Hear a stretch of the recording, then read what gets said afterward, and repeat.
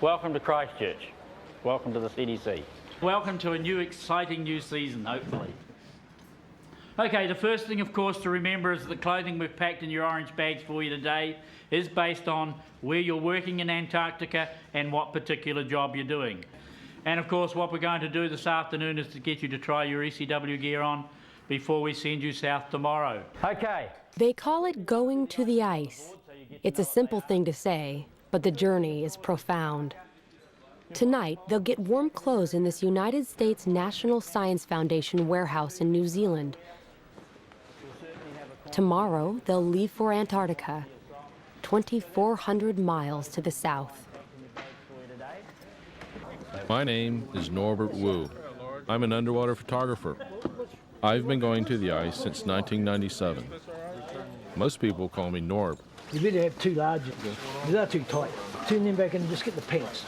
Okay. Just the boots. Yeah. Well known for Antarctic photography, Norb Wu and his team have been invited by the NSF's Antarctic program to take high-definition video cameras into some of the least accessible waters in the world. Norm apparently got a phone call this morning. My name is Christian McDonald. I've been to the ice 6 times. I'll be diving and helping Norb with logistics. How much weight? What are our weight actually? Okay. And at this stage it's 280 pounds, unfortunately, which means that we can only take so much of your gear. Okay. But it'll follow. It'll follow on the next flight. As soon as possible, yeah. So what's going on now? Well, we got to repack everything. So this stuff is going to join us on the next flight, which could be anywhere from just 2 days to 2 weeks. You never know. Check-in time tomorrow morning will be 5 a.m. Okay? So that's basically all there is to it. At first, it's like getting up early to go on an airliner to anywhere. Same standing around, same security hassles. Feels like going to Chicago. Hey Dale, can you do me a favor and hand me my parker? It's right on there. This is the second year I've gone to the ice with Norb. I'm Dale Stokes. I'm an oceanographer.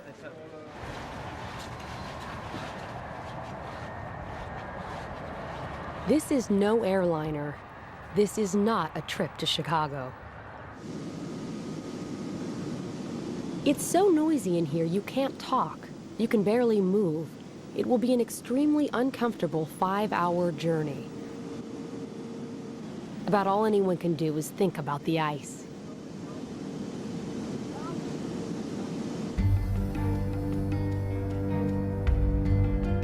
Antarctica is dominated by ice. Over much of the continent, the ice is more than 1.5 miles thick. This fortress of cold holds captive 70% of all the fresh water on the planet. If the ice melted, the oceans would flood over half the world's population. The ice controls the Earth's climate. It reflects heat from the sun back into space. The seawater it chills affects currents and temperatures everywhere. But there is more to Antarctica than just ice.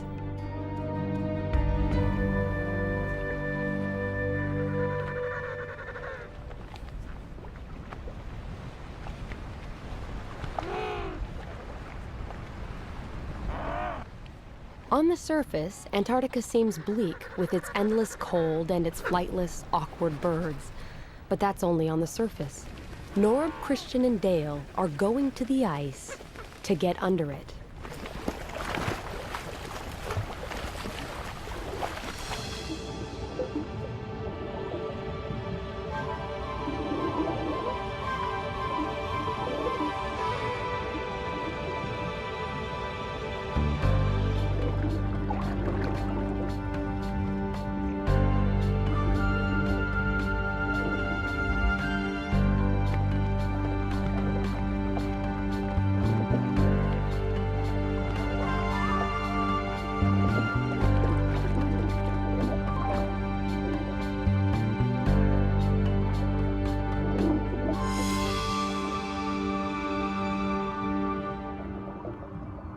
Norb's team is flying as far south as you can go and still find ocean. This is less than 900 miles from the South Pole. It's even too far south for most penguins. Out of 17 penguin species, only 2 live this close to the pole.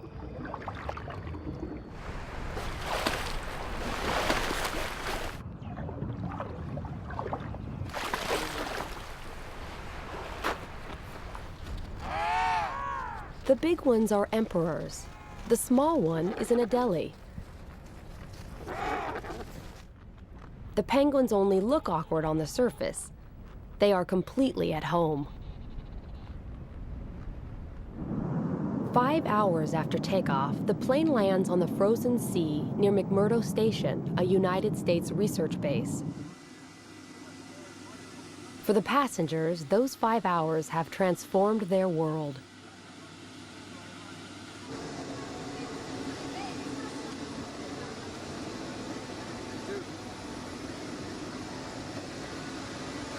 Thanks for flying with us. It's like getting out on another planet. I'm always impressed with the purity and the vastness of the ice.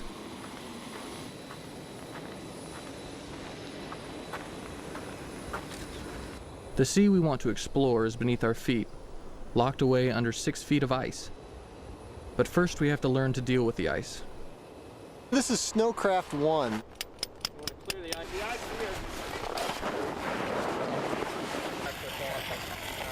This is the basic snow survival course that all field parties have to attend in order to get permitted to head out into the field. The height of the winter, as the sea ice is growing, the continent roughly doubles in size. So in a normal year, you'll pretty much see a lot of little cracks in the sea ice out here. What we're going to do here is we're just going to break out our drills and just find out how thick the ice is here. Whenever you're going to drill, and drilling is considering the potential hazards out here, that's the way you find out whether the ice you're on is safe or not. It's known as Snowcraft 1, also collectively known as Happy Camper School, and sometimes known as Survival School. And I guess a lot of that depends on the weather and the disposition of the folks involved. But today it is definitely Happy Camper School. Well, this is a couch. See? This is a party couch. I think I'll turn this into like a little drink rest or a coffee table. Cool. Okay, high winds coming in from the south. You're going to have to hold on to everything you've got. You can't just take the contents of your tents and dump it onto the ground, because otherwise it's just going to blow away. And for God's sakes, you don't take the thing and try and blow into it. You're going to wind up in medical.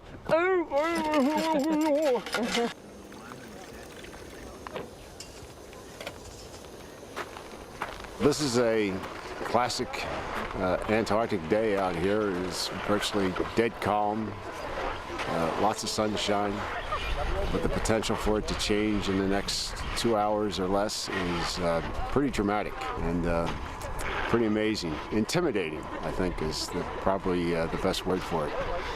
The weather is just plain intimidating, the way it can humiliate you and make you feel small.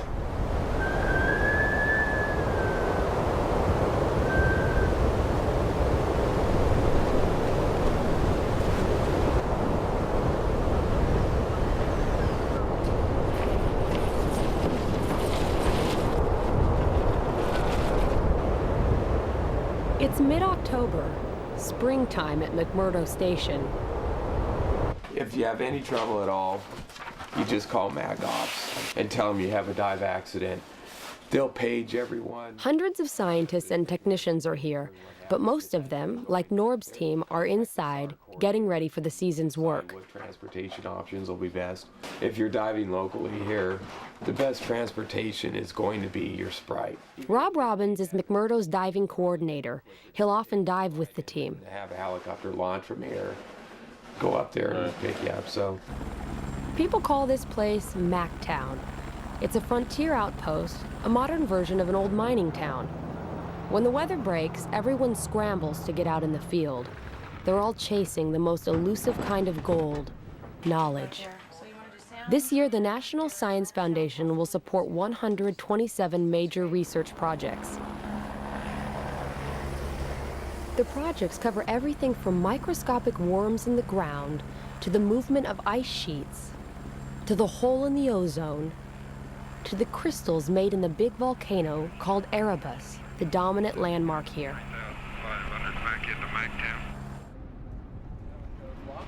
For Norb, Christian, and Dale, gathering equipment and scheduling trips into the field seems to occupy all the daylight hours. And it's daylight all the time. So what we may want to do is fly up here, see if you like anything. We can land anywhere down there, take the door off, and do it again. And just pull it off. We'll put a rock on the door and leave it. All this work is dwarfed by Antarctica. It's the only place on Earth that still has huge areas which have never seen the track of a human being.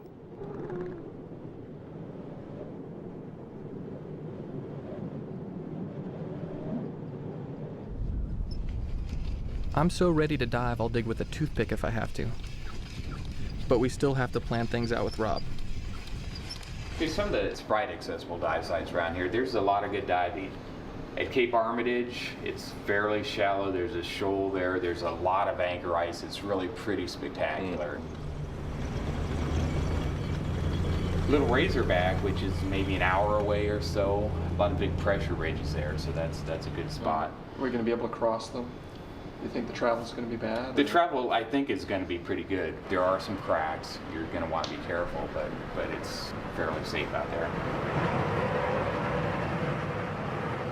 I'd really like to film an iceberg underwater. I mean, that's kind of this thing, you know. There's an iceberg grounded up at Cape Barn, which could be spectacular, but it looks like it's quite a ways offshore.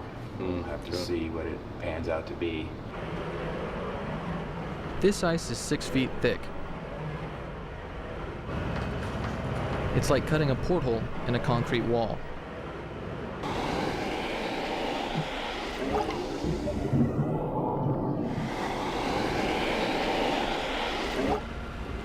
But we can't just go jump in the hole.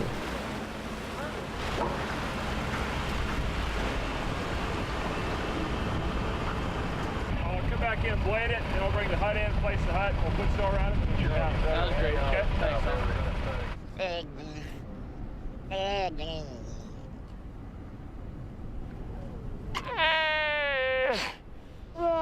Waddell seals are at home on the ice.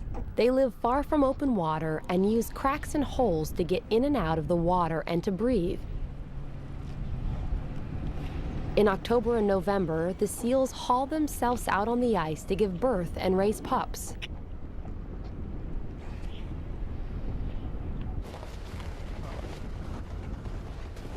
After 10 days of preparation, we're ready. I admit it, I'm a wimpy diver. I hate boats, I get seasick. This is great. No waves. You just drive out on a frozen ocean in this big red thing, which is called a Sprite.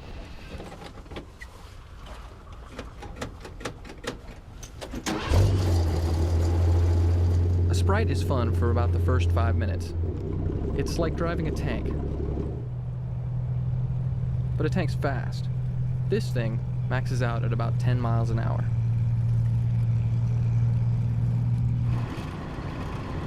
After 5 minutes, it's sheer unadulterated hell.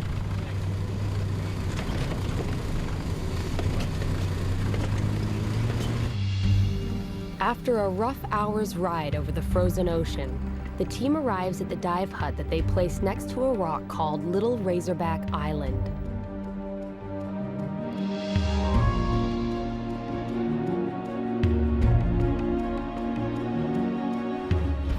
Dale will be first into the water.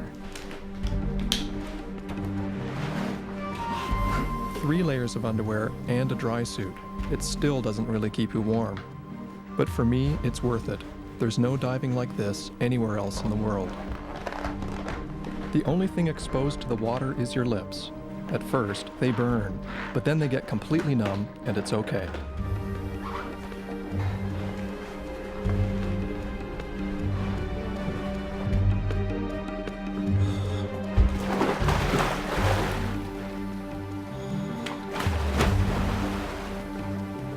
The water temperature here is 28 degrees, so cold it can freeze blood. If something goes wrong, there are only 2 places to get out: this hole and a nearby safety hole. But diving is what they came all this way to do.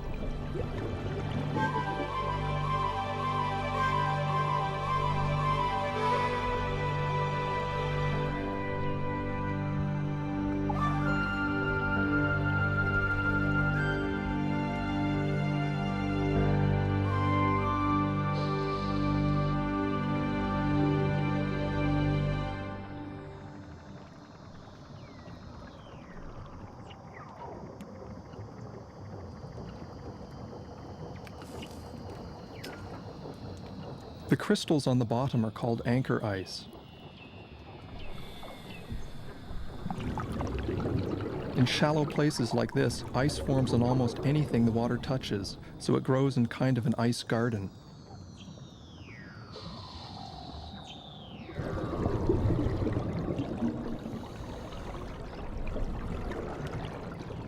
Sometimes it picks up stones or even living creatures like this sea urchin, and then carries them up to the ceiling.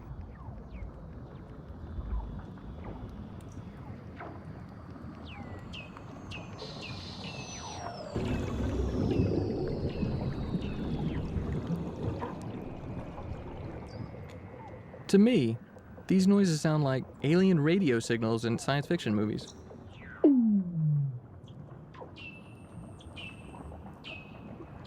They're actually the calls of Weddell seals.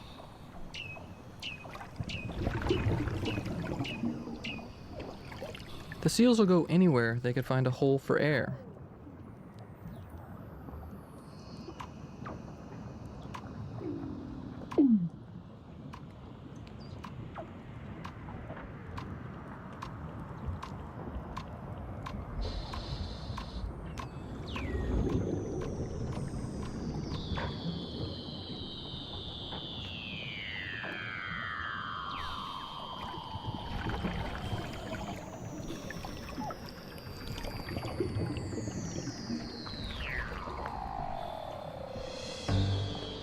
I've dived in a lot of places that are famous for clear water. The Great Barrier Reef, the Bahamas, Tahiti, Hawaii. This is far clearer. At this time of year, you can see almost a quarter of a mile.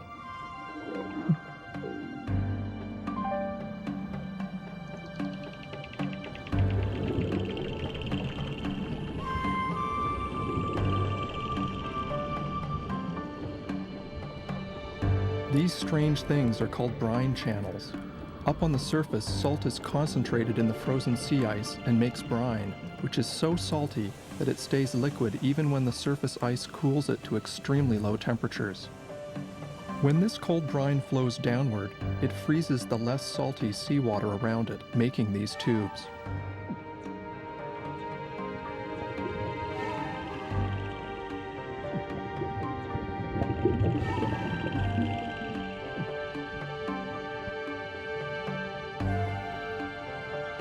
We're diving in shallow water because most of the action is on the ocean floor. These sea stars have just finished off an urchin and are attacking each other. Some of these animals are far bigger than similar species elsewhere. This sea spider is a giant compared to its cousins that live in warmer water. Isolation helps these animals evolve differently, and their slow metabolism in the cold lets them grow older and bigger.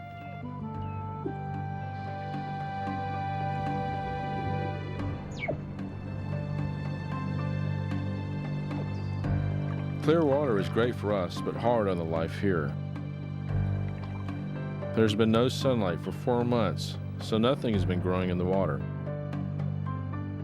Everything is hungry. This anemone may look pretty, but it's a ravenous predator. The current has carried this jelly too close to the bottom. The anemone snagged it. Sometimes they can eat an entire jelly.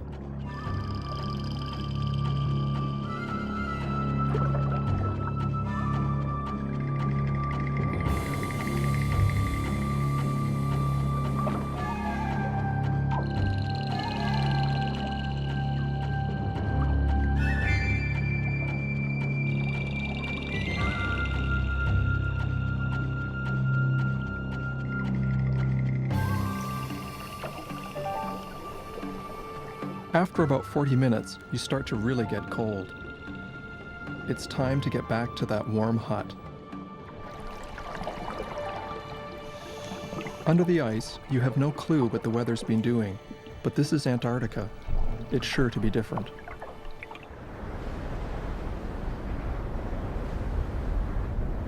When you come out, you get oriented by looking for Mount Erebus. There it is, smoking away in the distance.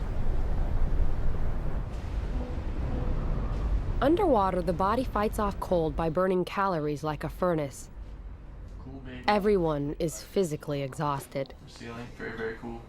But the whole balloon sensation is the dropping down out of the second tunnel and then looking up into the blue room. That's pretty vicious. That's the sensation right there. But other than being tired, they're exhilarated. I think it must be because you're coming out of that dark part, right? Yeah, exactly. Because otherwise, it'd just be like any. But It's kind of spooky.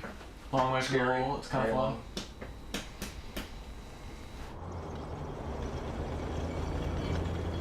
The next day, they're right back out on the ice.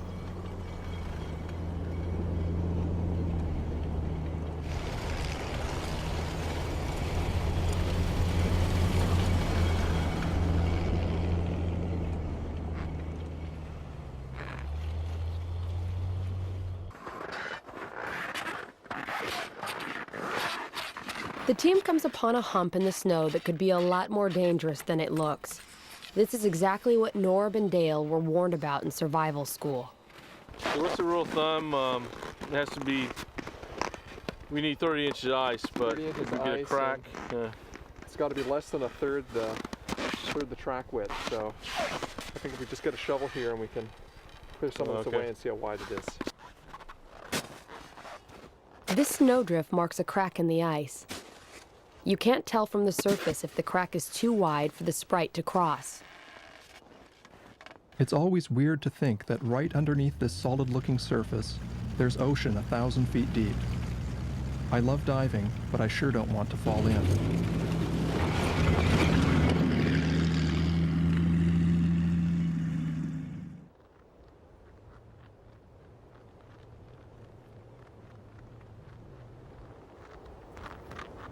The penguins know how to get around better than the team. In fact, research has shown that their funny waddle is actually very efficient.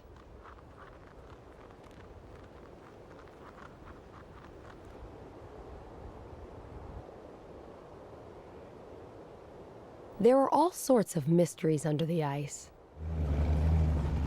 One of them is how the Weddell seals live. In this field camp near McMurdo, biologists are studying the seals. They have drilled a hole in the ice so far from the other holes that a seal released here has to come back. It's held captive by its need to breathe. Under a special research permit, this male was captured and he'll work with the scientists for a couple of weeks, then be returned to the place he was caught.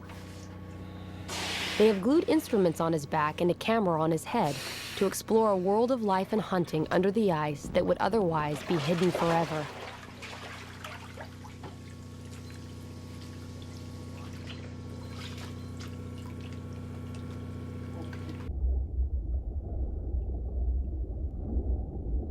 An observation chamber has been built under the ice near the hole. One of the science team is there to watch the seal's behavior.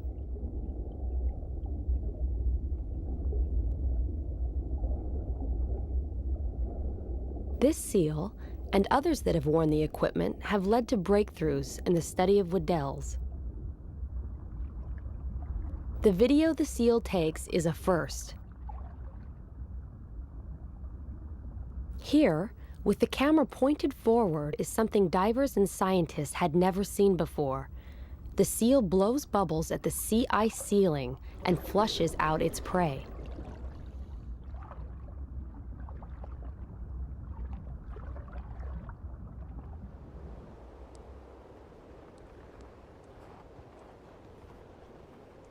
The ice is too thin for vehicles near Turtle Rock, which is the best place to see seals underwater. The team must hike with tanks, cameras, weight belts, and all.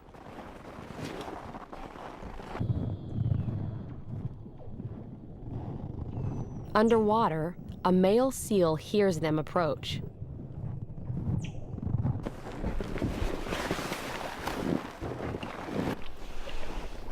He checks them out, but he has other things on his mind. There is a female in the neighborhood.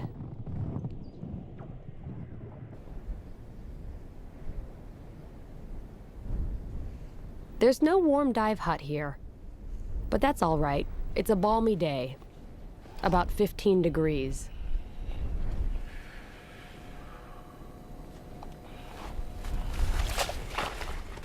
Since the big drill can't get here, the team has to dive through a seal hole. The water's constantly refreezing, but keeping the hole open is one thing the divers can do more easily than the seals. Seals have to use their teeth.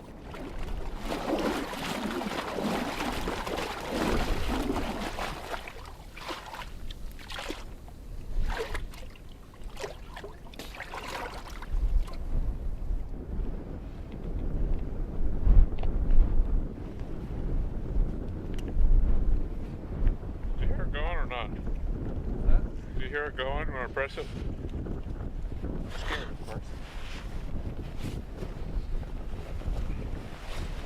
Making a lot of noise though. I got this other one anyway. Mike, let's try The details get you every time. I've had trouble with this hose before, so I want to be real sure it's working.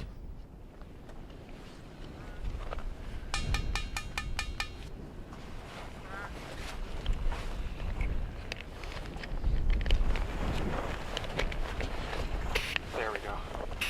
What do you think's wrong with that one? It's frozen. All right.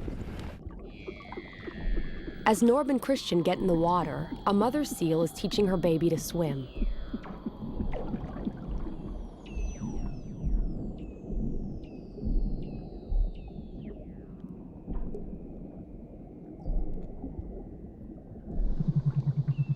But she has other concerns too.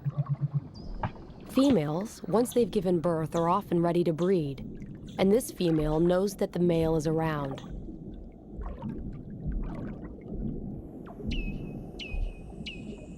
Seals can dive as deep as 2,000 feet. They have been known to stay underwater for over an hour. But they don't get decompression sickness, the bends, which is a major hazard for divers. To prevent the bends, divers must be careful when ascending so nitrogen doesn't fizz out of their blood like bubbles in a soft drink.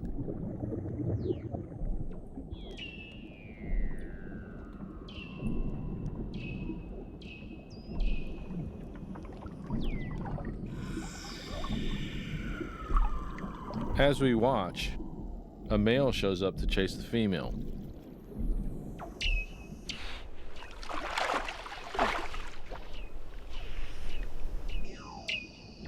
But she's not interested.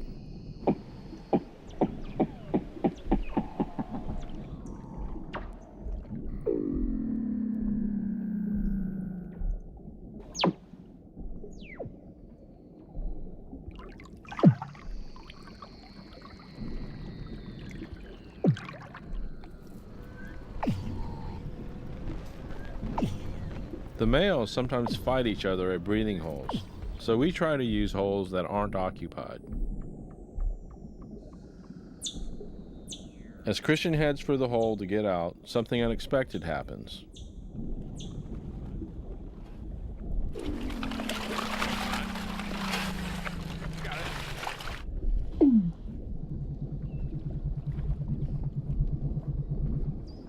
Oh! Oh my God! Please don't bite me, please don't bite me, please don't bite me. Oh, you're gonna get bit. He thinks it's a huge male, about to take a chunk out of a part of him that Christian doesn't want to lose.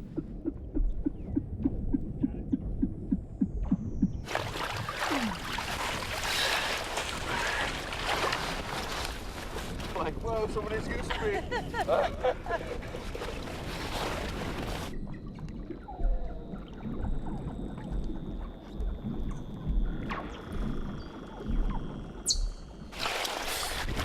Saw that baby seal go. Oh. Like, don't bite me, don't bite me. That mom didn't care at all, man.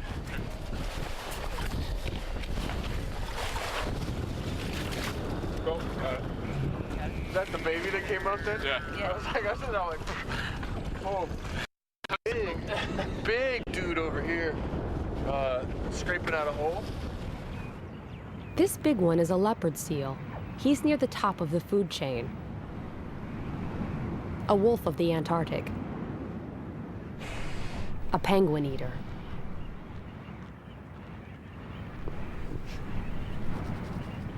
But out on the surface, he's about as agile as a slug, so the penguin is safe. For now.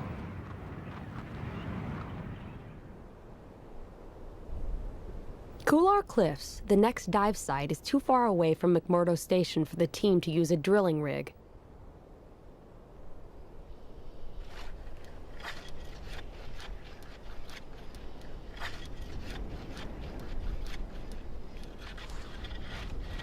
But Christian, Rob, and Dale use just about every portable tool known to man to get through the ice. Sorry. We have holes.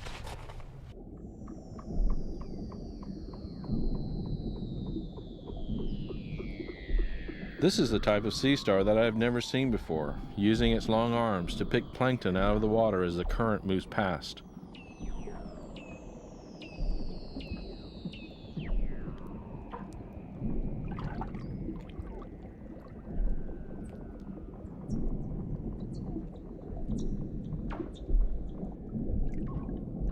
This crinoid, a relative of sea stars, is sort of fly casting for plankton.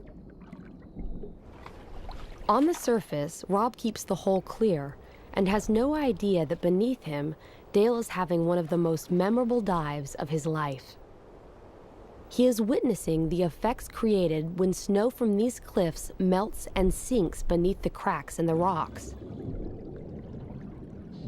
Under the surface, the fresh water seeping back out from the rocks is frozen by the colder seawater. It looks like a frozen waterfall.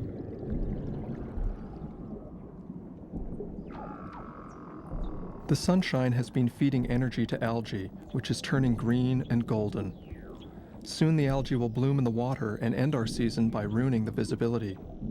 But for now, it's just plain beautiful.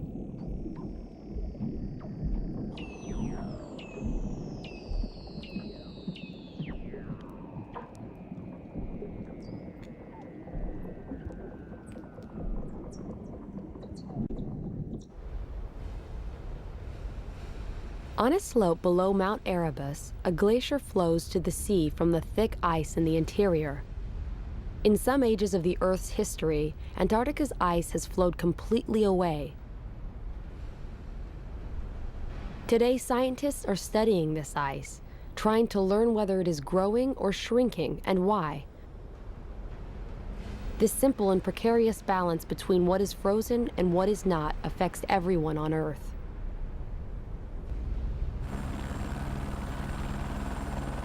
Norb's team has put a hut right where the glacier meets both rock and the sea.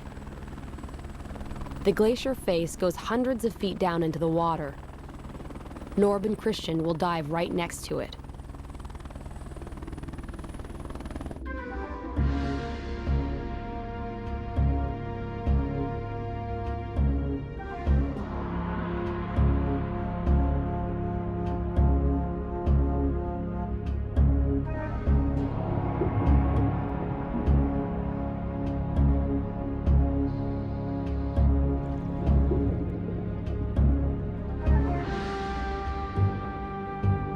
This is a spooky place.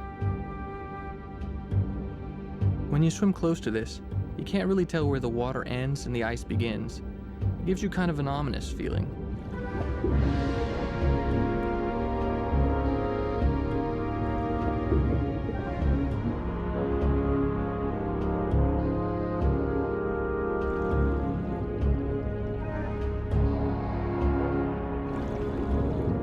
You see all this big ice, but fish live right next to it, no problem.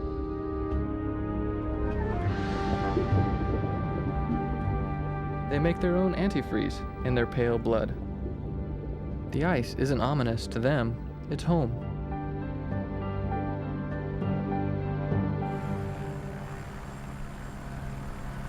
Every year, Antarctica sheds thousands of icebergs like flakes of its skin.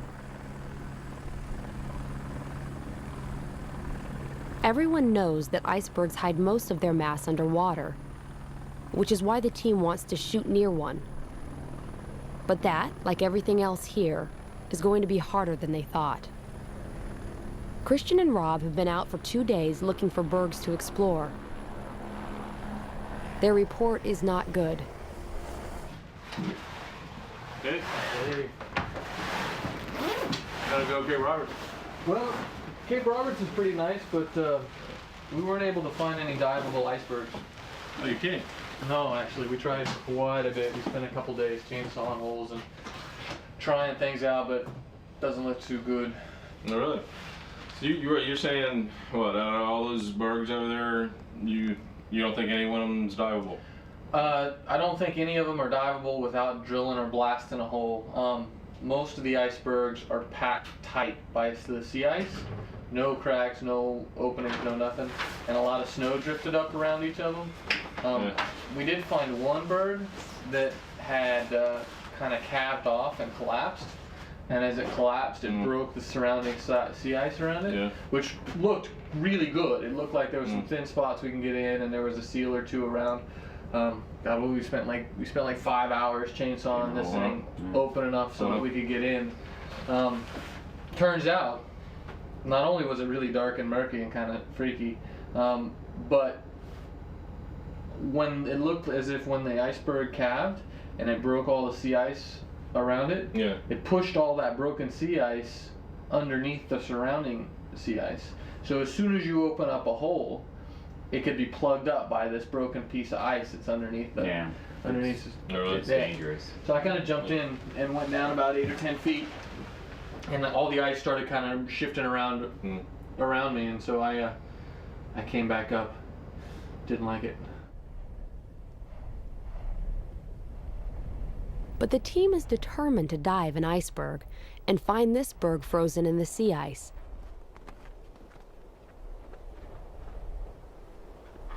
The berg appears to be in very deep water, not the most interesting diving. But at least there's a seal hole to dive through, and what they discover is a complete surprise.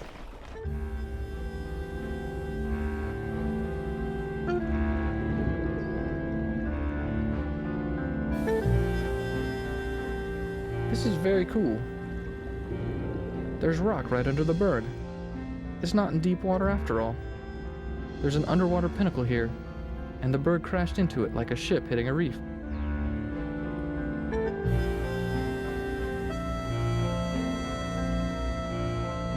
But a ship would be here for centuries. It's hard to imagine, but soon this huge structure will just disappear.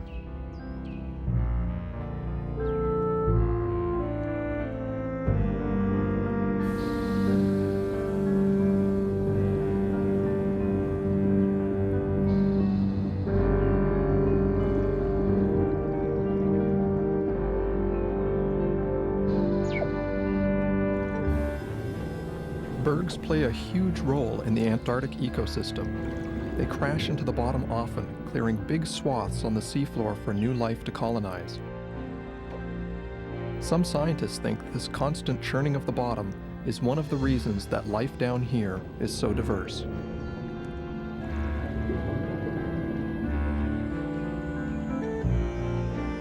I've seen these dimples on most bergs. They may be caused by the way the ice is eroded by currents swirling against it.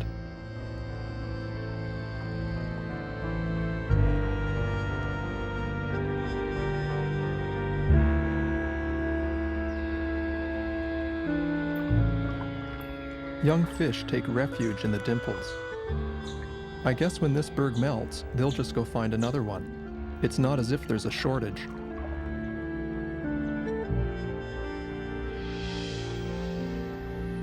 This is a desmodina, the same kind of jelly that was nailed by the anemone. It's riding higher in the current though, fishing with 40-foot long tentacles.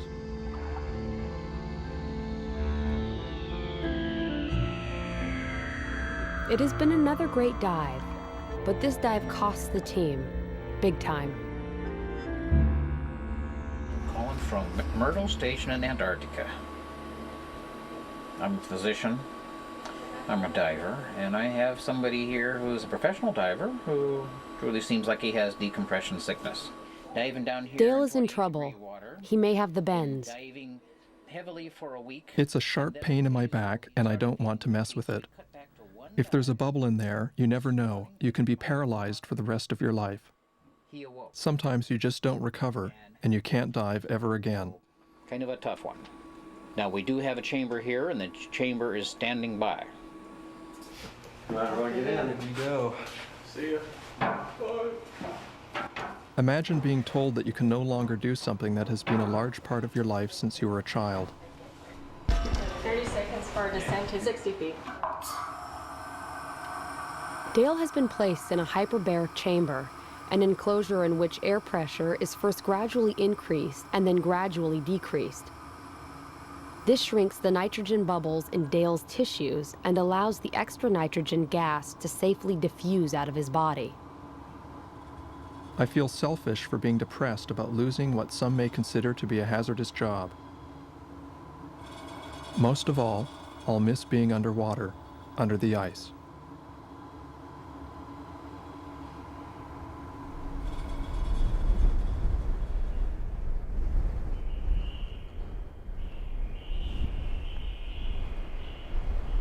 Dale will help out on the surface as the team continues diving and filming. They fly to the strangest dive site on the schedule. It's near a region called the Dry Valleys, where wind keeps the rocks scoured clear of ice. At the foot of these valleys is sea ice that is unusually thick and stable. Near the ice, the National Science Foundation has built a well-equipped field camp.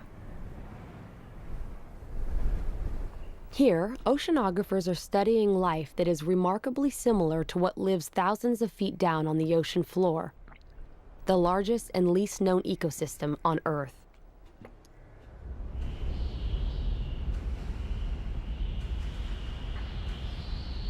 But the depth here is only 90 feet.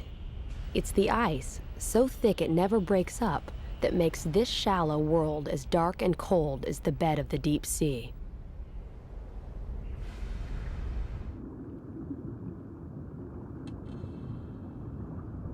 These unusual soft corals have evolved to sweep the sand for food, a behavior that has never been seen anywhere else.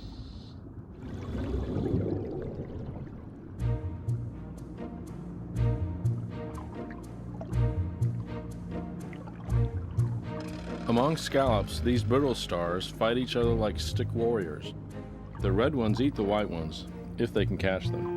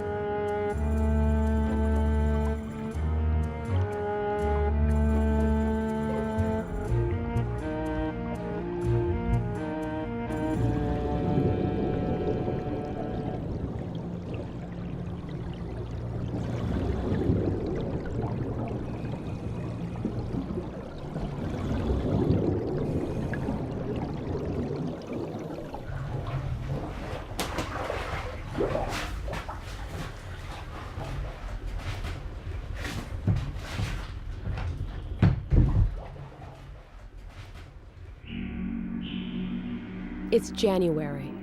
On the shore, water is cut loose by temperatures that flirt with a thaw. But summer ages quickly. The midnight sun sinks toward the first sunset of autumn, and there are new visitors to McMurdo Sound.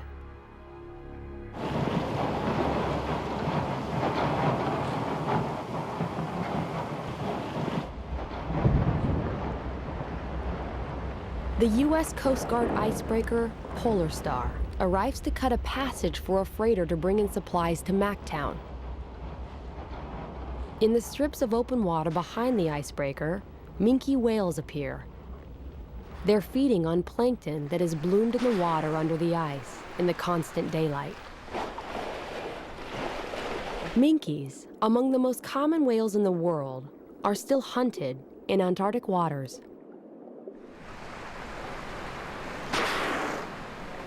The sudden appearance of abundant food is good for them, but bad for diving. The great visibility is gone, so Norb's time here is almost over.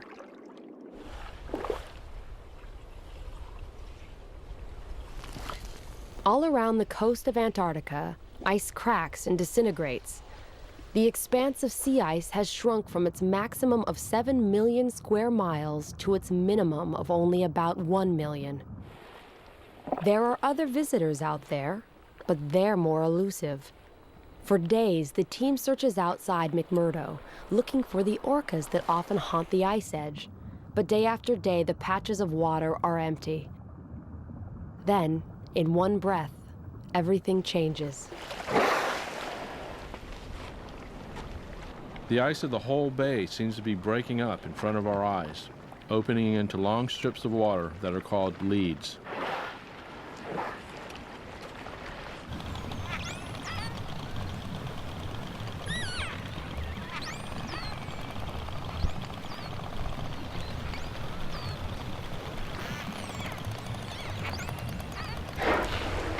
The orcas take advantage of these leads as soon as they open to get as far into the ice as they can.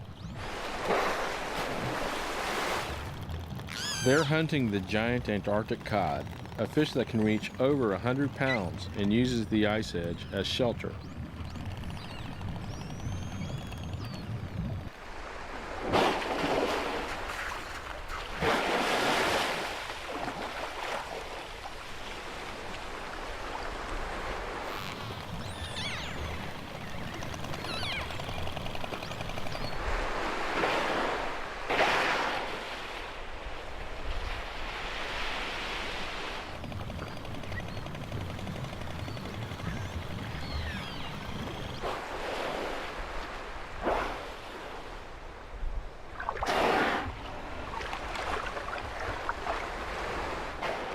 Everyone thinks that orcas eat penguins. These Adelie penguins seem to think so too.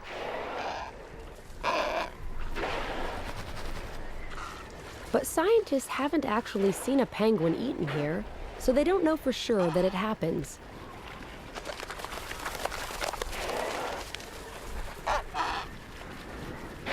Still, when whales are around, penguins play it safe.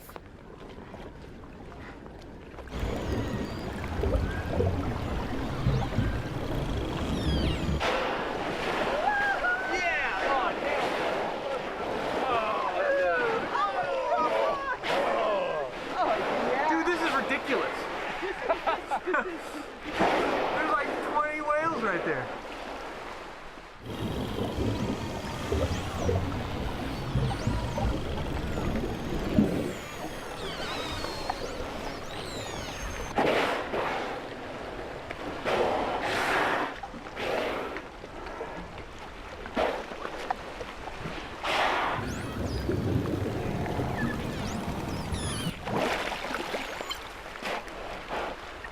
Orcas seem to watch us by doing what we call spy hopping, checking out the surface. They may also spy hop to look for new leads or to navigate back to open water.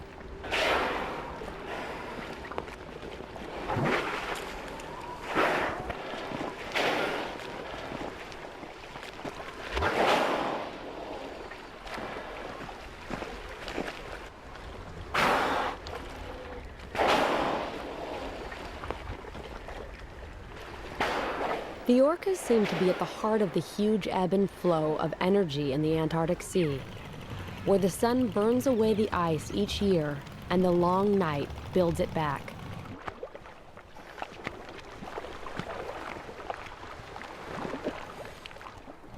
On our last day, Rob is filming me with his digital camera. And suddenly, something happens that reminds me that for all our study, we still know very little about life under the ice. The whale checks me out, then sends some kind of message, but I have no idea what it means.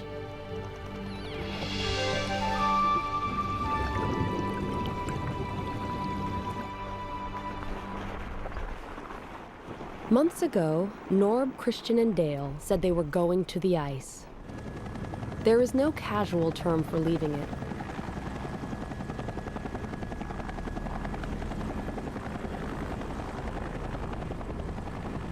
They have looked in the face of glaciers and at the roots of icebergs. They have glimpsed the life that has turned this hostile place into a home. But it's tough being on the ice, and at the end of all this work and cold, the team is happy to be heading home. Antarctica is the one continent where humans may forever be strangers. But we have looked past the big white shield and have seen the beauty and mystery that the ice tries to hide.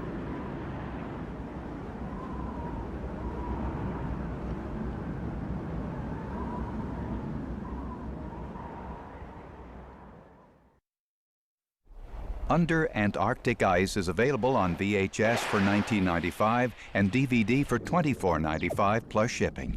To order, call 1-800-336-1917 or write to the address on your screen. Oh my goodness, look who it is. Hi, honey.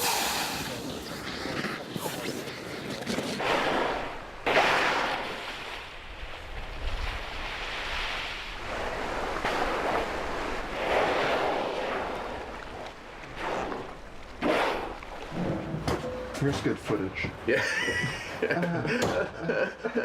It hurts. It hurts. Going.